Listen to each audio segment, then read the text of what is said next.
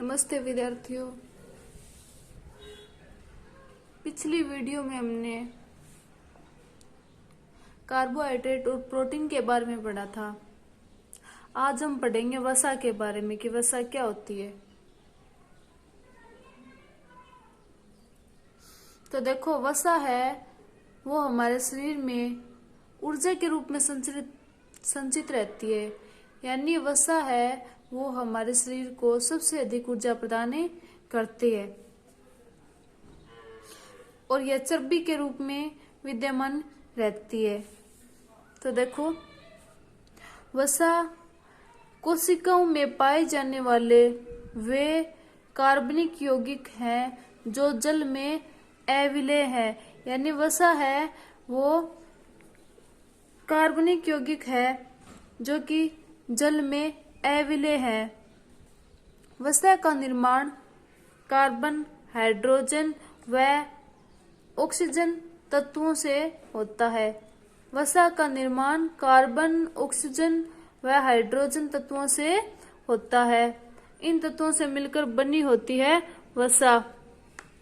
हमारे शरीर में ऊर्जा वसा के रूप में संचित रहती है। यानी हमारे शरीर में जो ऊर्जा है वो वसा के रूप में संचित रहती है। वसा के रूप में हमारे शरीर में वसा विद्यमान रहती है। वसा शरीर को वसा से ही सबसे अधिक ऊर्जा प्राप्त होती है और हमारे शरीर को सबसे अधिक ऊर्जा है वो वसा के द्वारा ही प्राप्त होती है।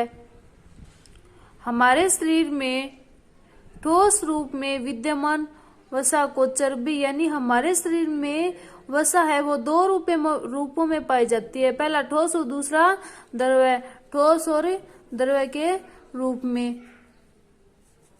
तो देखो, हमारे शरीर में ठोस रूप में विद्यमान वसा को चर्बी, यानी ठोस रूप में जो वसा होती है उसको हम चर्बी बोलते हैं, जबकि एवं द्रव्य रूप में विद्यमान वसा को तेलीय वसा बोलते हैं और जो द्रव्य के रूप में होती है उसे हम तेलीय वसा कहते हैं। वसा चिकनी होती है और वसा है वो चिकनी होती है। वसा जंतु एवं वनस्पति दोनों प्रकार के भोज्य पदार्थों से प्राप्त होती है और वसा है वो हमें जंतु और वनस्पति दोनों प्रकार के पदार्थों से प्राप्त होती है।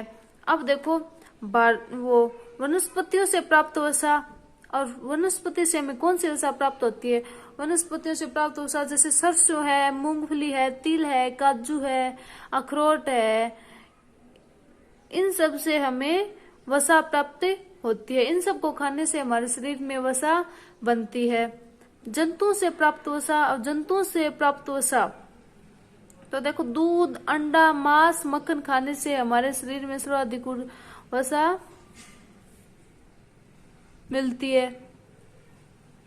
अब देखो भी, वसा के कार्य। वसा हमारे शरीर में कौन कौन से कार्य करती है?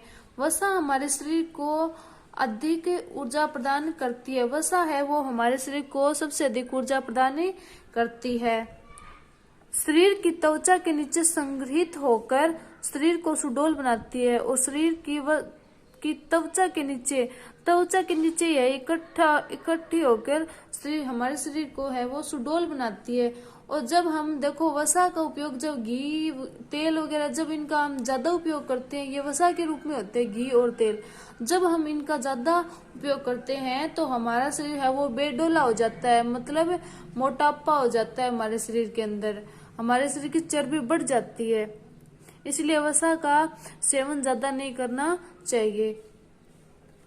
वसा हमारी मांसपेशियों को शक्ति प्रदान करती है और वसा हमारी मांसपेशियों को शक्ति प्रदान करती है। वसा हमारी मांसपेशियों को शक्ति भी प्रदान करती है और यह हमारी आंतरिक जो अंग होते हैं उनकी बाह्य जो आघातों से रक्षा करती है और हमारे शरीर के आंतरिक अंगों की रक्षा करती है। अब देखो, वसा जैसे हमारे जो ऊंट है, तो ऊंट के कुबड़ में सर्वाधिक वसा पाई जाती है। सर्वाधिक वसा है वो संचित रहती है। उसी के कारण ऊंट है वो कई दिनों तक बिना खाना खाए रह सकता है।